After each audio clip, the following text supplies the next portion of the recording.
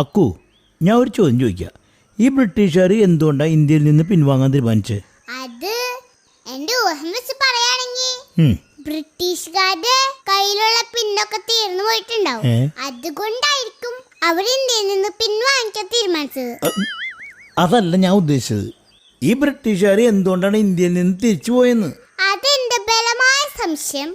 ഈ ബ്രിട്ടീഷുകാർക്ക് ഇംഗ്ലീഷ് മാത്രമല്ലേ അറിയുള്ളൂ.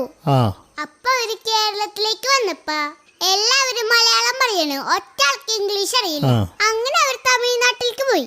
അപ്പിണ്ടടാ എല്ലാവരും തമിഴ് പറയണ്, അവിടുത്തെ ഒറ്റ ആൾക്കും ഇംഗ്ലീഷ് അറിയില്ല.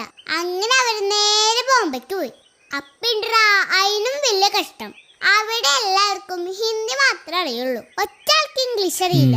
അവസാനം അവർക്ക് മനസ്സിലായി ഇവിടെ നിന്നിട്ട് കാര്യമില്ല, കാരണം ഒറ്റ ആൾക്ക് ഇംഗ്ലീഷ് അറിയില്ല.